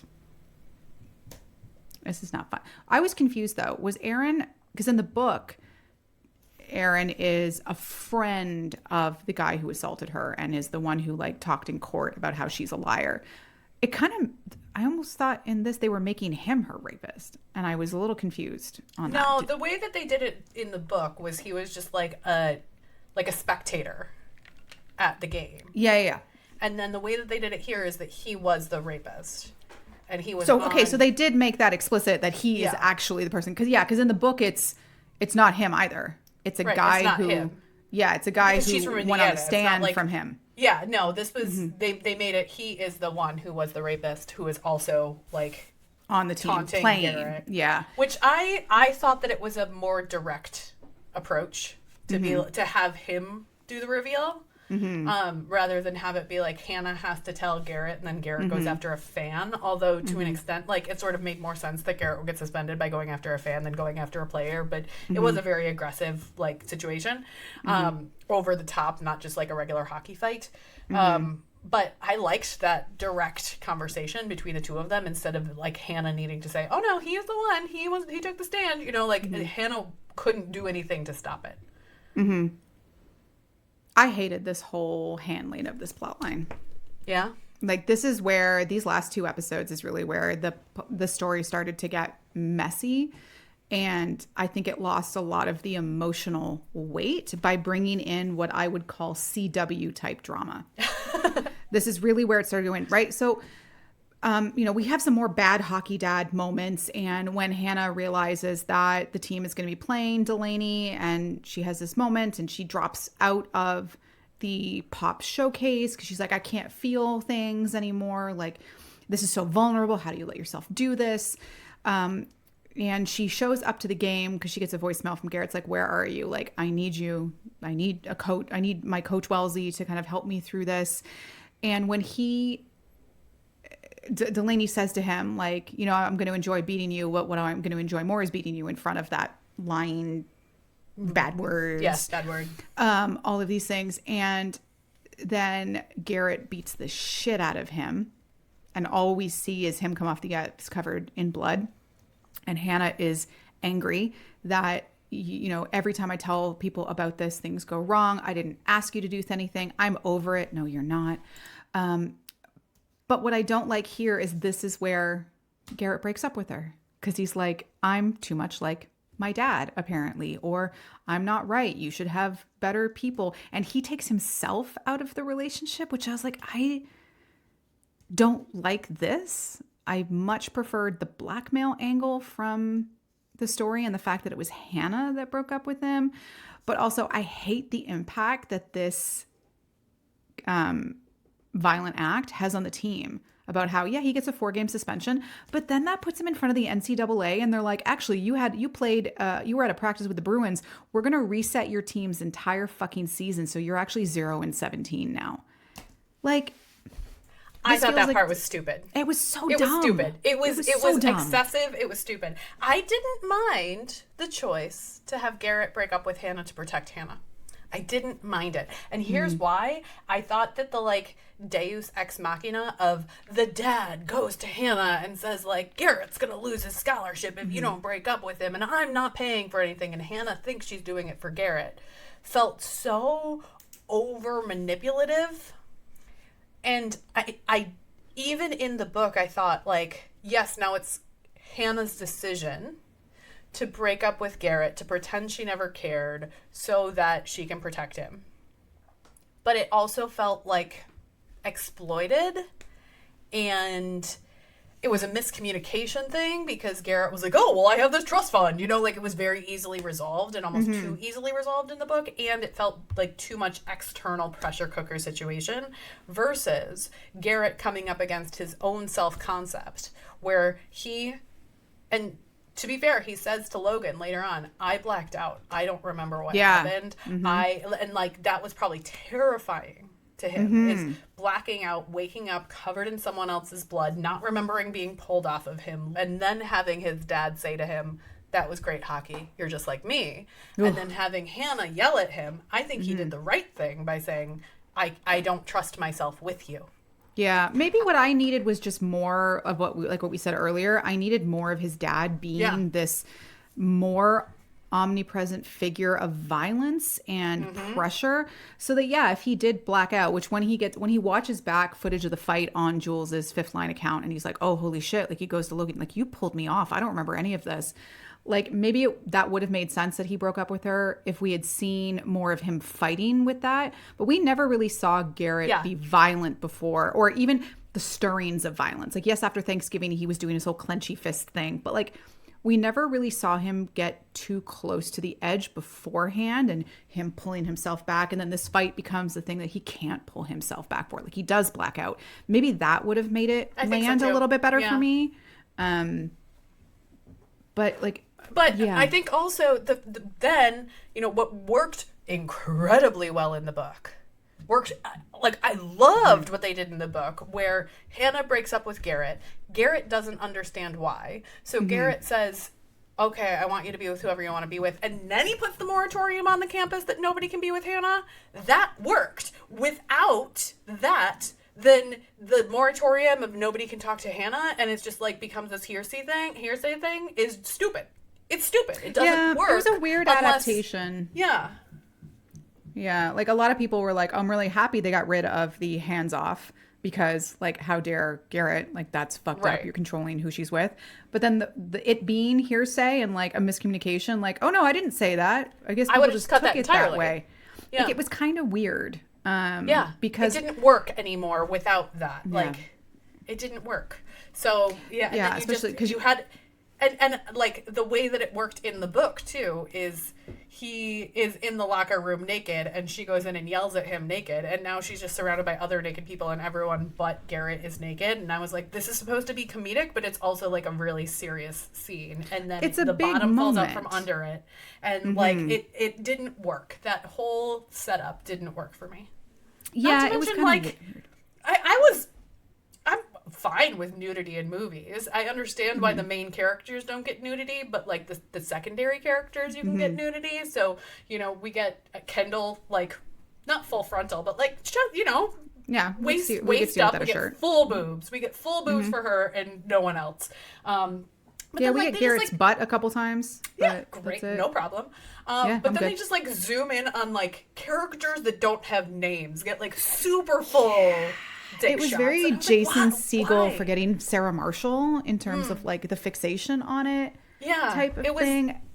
It wasn't necessary. It was just for shock value, which is why I texted you to be like, was not expecting that. Yeah, because when you said full frontal, I was like, oh, it's a sex scene between so and so and so. So no, it was just a bunch of random dick in a locker room, which one of my favorite threads I saw about this is people going, why are they all uncircumcised? And someone's like, guys, it's filmed in Vancouver. It's probably just Canadian extras. And people were like, oh my God. And like circumcision threads is just going on and on and on about I didn't off zoom campus. in that close to notice whether they were cut or uncut. That's funny. Oh, the internet. Thank God. Yeah. Thank God for the internet. Yeah, but like this, you know, they have this moment in the locker room and he's like, I didn't say that. And she's just like, stomp off. And he's still feeling very soft and vulnerable. And they don't actually have a conversation. And I was just like, Stupid. I didn't like this beat. It was weird because what I liked about the book was she broke up with him. He knows something is wrong. So he's giving her opportunities to like come back and space, but also being like, will you just fucking talk to me? Because I know you're lying. That we didn't get that aspect of their relationship at all here, which I missed because I really liked it. I did like that a lot. I didn't like... the blackmail worked in the book. I'm not saying it didn't work in the book, but it felt so pressurized. And like to an extent, like your parents saying things to you when you're 19, 20, 21 does hold more weight than if you were a full adult and you were financially stable and you had all these other, you know, situations in place. And Hannah being threatened by Phil is a strong choice that Elle Kennedy made as an author, and I think it did work in the book, but I think here, being able to have the choice of Garrett's the protagonist, he's pulling himself out of the relationship, was a strong storytelling choice too. And you couldn't keep the other things that were dependent on the decision that you pulled. Yeah. Maybe it's even too, like, I like how you said threatened by. Maybe we actually just needed to see Phil threatening Hannah in like a non-threatening way, you know what I mean? Like kind of keeping it under the surface so that she is kind of seeing that effect and maybe Garrett finds out about it. I don't know. I think they needed to do something else with Phil to make the decisions make sense. I think also like one of the things that worked in the book is that Hannah breaks up with Garrett after he's violent. And so Garrett is wondering the whole time, is that why she broke up with me or is there something else? And so he still is having that reckoning, but we as the reader know that that's not the reason that Hannah doesn't feel unsafe with him, but we understand why Garrett would think, shit, I lost my temper, I hurt somebody, my girlfriend saw that, she broke up with me. Is she concerned for her own safety? There's a legitimate like self-awareness that goes into that is missing from this version of it. We do get to see a little bit of that self-awareness come in when Garrett talks to Logan. Because they've been fighting through the last couple of episodes. I'm so glad this conversation happened. But we didn't get to see it. I know, but I the was fact that it so happened... pissed because we had two conversations in this episode. Hannah is playing a song. Allie's like, that's really good. And she's like, yeah, I wrote it when I was in high school. By the way, I have something really heavy to tell you. And Allie's like, I already know. I was waiting for you to tell me. Like, that was so sweet. Like, I love that for their friendship. And then Hannah has been telling Garrett for a while to like, you need to talk to your boys. Tell them about your dad because they keep pushing you on it and they don't know that why that's so touchy. They think it's you being an asshole. But he goes home, or he's at the arena after his conversation with Hannah, and he's like, okay, I don't know if I want to play again. And she's like, hey, you said before that if you didn't have to play again, you'd feel relieved. You can't play right now, and look where you are. That probably means something, which I think is a beautiful realization. I love that they had that scene. And then he goes on the fifth line and he sees the footage from the St. Anne's game where he beat the shit out of Delaney, and he sees Logan pull him off, and then it flashes back and he's like, Logan's saying to him, I got you. And I love that Hannah, this goes back to what Hannah just said, like, you're not doing it for your dad, you're doing it for the guy on your right, which is Logan. And I love that Garrett goes back to the house and Logan is there in the kitchen and he kind of jokes like, you know, Tucker doesn't like it when you're in here. And he's like, I need to like tell you some things. And then it fades out and we don't get to see the fucking conversation. I was fine with it.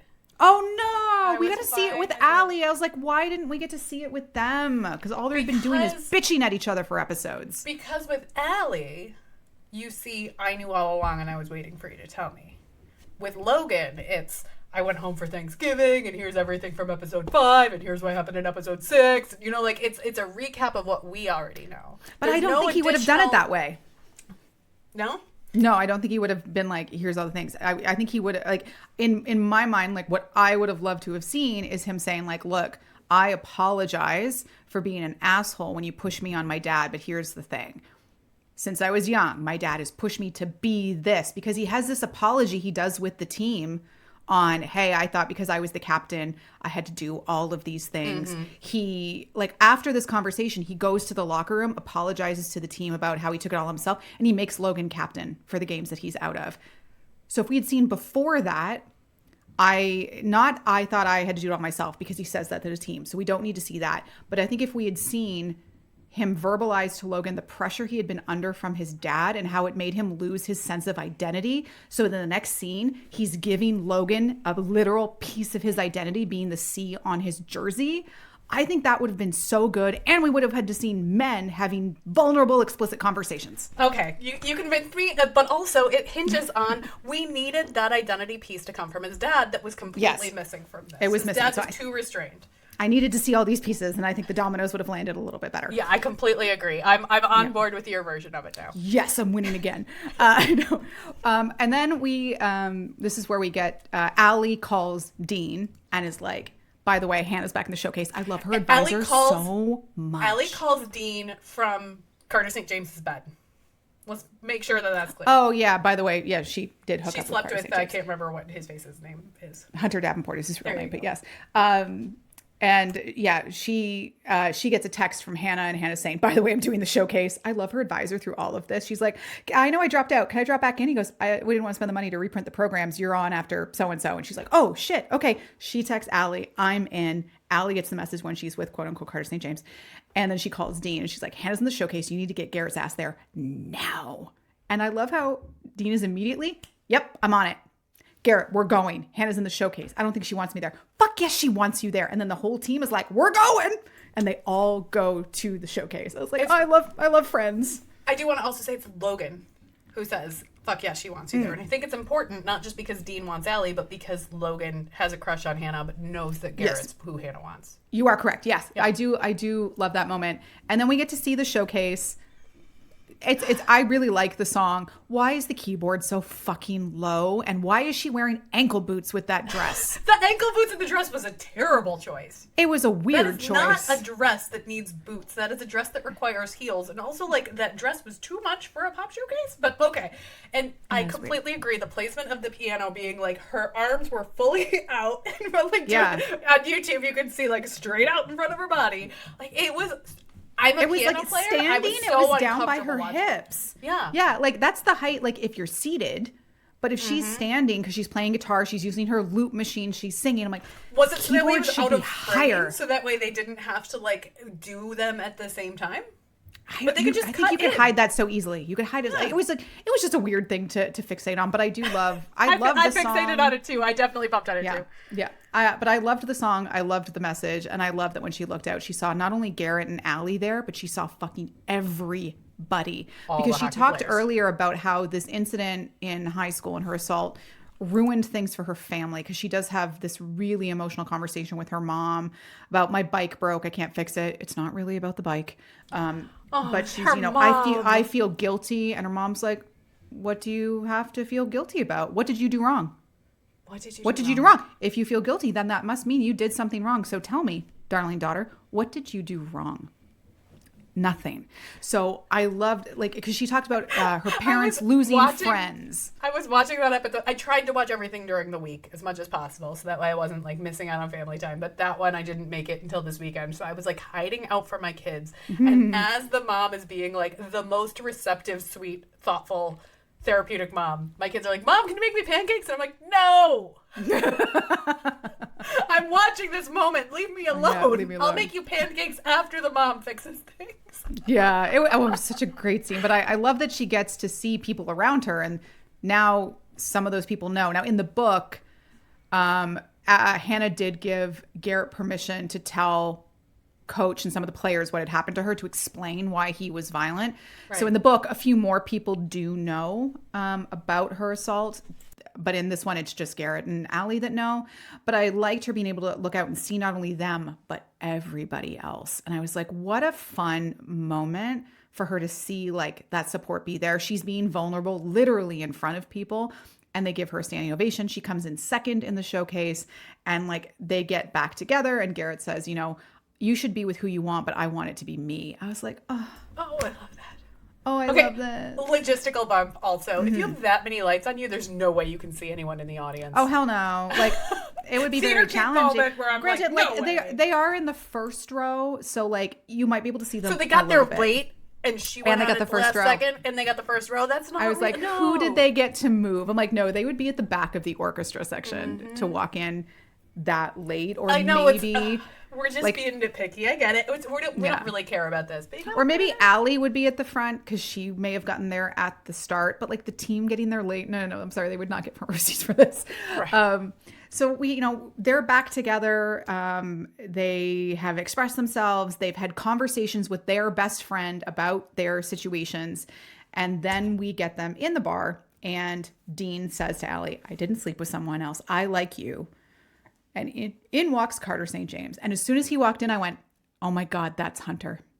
As soon as he walked in, I'm like, she slept with his nemesis, because she already knew it wasn't his real name, because she already knew it was a fake ID. So when he walks in and Dean is immediately, fuck no, get out. And then they start fighting. And Allie's like, who is that? And they're like, that's Hunter Davenport. End of season. Great setup for season 2. I knew it was him. I knew it was him as soon as he walked in. All right. Anything else we want to say about this first season? I thought that the choice to make it musical made it so much more fun to watch. Agreed. I think, like I said, it may not have worked as well in the book, but it did have the inklings of it. It had Hannah as, you know, working in the music department, majoring in this, having that sort of, you know, self-doubt the whole way through. But to actually say she's a musician, not a music composition, or, you know, she was a music composition, whatever. She's classical. A musician. Justin's a musician. Consolidating that plot line so that way they could get there faster. Having the music was just as much a character in this as the characters, which I loved. Yeah. So having the karaoke, having the bar with the live music, having the moments where they were able to sing and dance around, like that made it so much more vibrant and like so much more college. Yeah. I feel like I have certain songs where like I cannot hear 50 Cent in the club and not think about college, because I was there from 2002 to 2006 and it was Philadelphia. You know, and I think that there are these touch points that we have for times in our lives, and music is such a key part of that for college students that I loved that choice. Which was why that was a great through line with Hannah. You need to feel, like, what does a song make you feel? Because when she's talking with her advisor, he's like, you know, what about the song? And she's like, well, if I do this orchestration or I do this arrangement, he goes, no. What do you feel? And I love that they made Garrett a music fan, which wasn't really something in the book. But when he plays, quote unquote, the oldies at the party and people are like, oh my God, something from this century. And, you know, he knows these musical references and that's something they get to bond over. I really did enjoy that as kind of in there. And then like even the introduction of playlists, Crushing, BRB Wallowing. Like, of course, that's what you do when you get broken up with. You listen to music and you listen to sad music. I remember burning a CD that I called my masochism album because and it was like Constantine by something. What, was it something corporate? Am I saying that right? Yeah, Something Corporate was a band. I used to listen to them. Oh my God. Punk Rock Princess was my favorite song by Something Corporate. Totally. And like I remember being in that like wallowy emo stage, but that was also like when emo was emo, you know what I mean? Yep. And just like living in the wallowing, and it felt so age appropriate to where they are. And also like the book had like, they watched the entire first season of Breaking Bad together, and I feel like using music instead of TV also prevented it from being dated.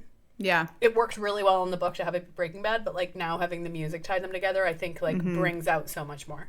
Yeah. What about you? What did you ship the most? That was my ship, by the way. That was what I shipped the most. Oh, what did I ship the most?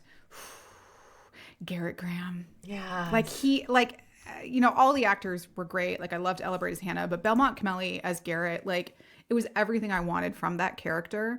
It was the charm. It was the vulnerability. It was the physicality. It was the falling first and falling harder. Like I just thought he was so good. I enjoyed him so much. So like, and I love Stephen Kalin as Dean too. Like I think those two together, like I liked all of them, but those two I just thought were so fun. I also loved Mika Abdallah as Ali, and I loved her bangs. We had 5 days. We had 5 days to watch this. And I had a hair appointment on day 3, and I was so close. I was so close to being like, give me those bangs. How many people are going to get her bang shag haircut? Like, it's going to come. All of her clothes are sold out online. I think that haircut is going to be like the Rachel. Are the bangs coming back like a straight across bang too? Because like I have like side bangs, but like I didn't have the full straight across bangs. Yeah, I have curtain bangs. I could not maintenance those. Oh my gosh. It's so much maintenance though. That's what made me decide like I not only don't want to have to straighten them every day, but too much maintenance. Yeah. So like the cast was great. Some of the story beats, I was like, I wish they could have been different, but overall I enjoyed it. It got renewed for season 2 before season 1 had even aired. And the showrunners have said that it's going to turn into more of an ensemble show. So it's not just going to be book 2 is season 2. Like they kind of did with season 1. They made season 1 a little bit more ensemble, but it was still largely book 1. Apparently that is shifting. I don't know how I feel about that. I like the 1 season per like the focus, because that's what happened. By the time we got to season 3 of Bridgerton, Colin and Penelope were barely on screen and it was their season. Yeah. And that's why I think seasons 1 and 2 was better, because it focused on the primary couple. They went back to that in season 4, which was better. So I'm a little nervous when they say this is going to turn into ensemble. I think it might make it a little bit too CW teen drama, which is not what I want, but I'm going to watch it. I'll watch it. It'll come out. We'll watch it together. Beautiful. Well, before we get into the final question of what we're shipping this week, hey, go on over, podcast provider of choice, rate, review, and subscribe, because it makes us feel special. And maybe one day we can be number 1 in Canada like this show is on Amazon Prime right now. I don't know what it is in the States, but I imagine it's up there. All right. Meg, what are you shipping this week? I'm actually surprised. I don't think that we've shipped this, but I think we've both read it. And I started talking to someone else about it this week, and I was like, how have I never shipped this? Don't Eat Your Human Boyfriend by Mayne. Yes? I knew you. I had it on her Patreon. Okay. Yeah, we both love Mayne, so this one didn't surprise me. But it is a standalone. It is a ghoul human romance set in the 80s. And I think I wanted to put it in this episode because it had some of that, like, new adult, not really sure what you're doing with your life, working at the mall. You know, like back when malls were a thing, because it's set in the 80s. But it's also 2 people who work in food service of the same restaurant. But there's one window that goes to humans that has like real vegetable soup, and the other one that goes to only ghouls, and it has human meat in it. And they only sell it to ghouls, and so they have a completely separate kitchen where they can ethically source human meat for ghouls. And there's supposed to be this like race split, if you will, that the ghouls and the humans don't really interact that much, but they have a crush on each other. And so the humans are told that the ghouls have like a skin condition that makes their skin look really sallow. They have so many allergies. Oh, right. They're allergic to certain foods, so they have to have a special prep kitchen, and they don't want the humans to touch anything. And like the setup is so ridiculous, but the actual couple themselves are so sweet to each other. And like just the 80s love for everything, and all the like, you know, the acid wash jeans and the music they're listening to and the mall setup. It was just so delightful. It's a sweet little novella. Highly recommend. Don't Eat Your Human Boyfriend by Mayne. Nikki, what are you shipping this week? Okay, my ship this week. We have an episode coming out about it in 2 weeks, but I just spent this past Saturday at Love and Romance in Toronto, right. An amazing book event where I got to meet and interview a bunch of authors, but I also got to buy so many books. So many books. Some of the authors I didn't know, so I would literally go up to them and say, hey, I'm not familiar with your work. What would you suggest? And they would kind of say, like, what do you like? So there was this one author that I got to meet who was N. Slater. And they were kind of walking me through some of their books. And the one I ended up getting was like it's Omegaverse betas who are also serial killers. And there's a murderous raccoon in there named Mr. Shit. Yes. I was like, cool. But then I saw on their table this little sticker that had a quote from another one of their stories. And I read it and I went, where's this book? And they pointed down to the other end of the table. So I got this one on Kindle when I got back. So this book is called Rope Me Down. So here's a quick logline.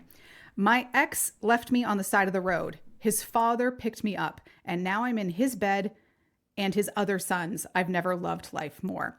Because the author, N. Slater, pretty much explained this to me as it's like a ex's dad and his 3 sons where you get dick down for 2 weeks.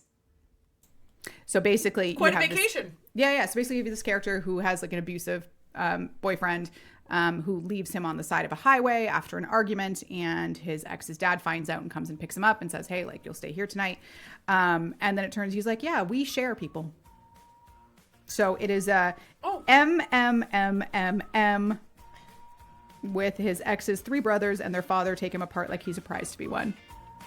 It's really good. That's delightful. If you just like kind of like a sub-dom free use ex's family, I guess it's pretty good. You know, it's not a trope that I've read before, believe it or not. Yeah, there's like a little bit of like primal play in there too. There's like some size difference stuff.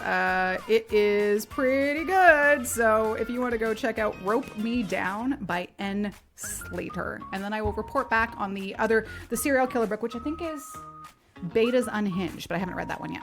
Okay. Yeah, so that is my ship for this week. Thank you so much for listening, everybody. If you want to support the show, a couple ways you can do that for free. Rate, review, and subscribe on your podcast provider of choice. Give us a follow on our social media platforms. We are at First Dates and Soulmates pretty much everywhere.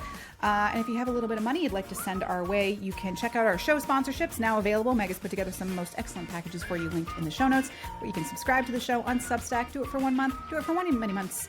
We're just so pleased that you're here. Tell a friend. We would love to discuss more things with them and with you. Coming up next week, y'all, it is our 2-year anniversary.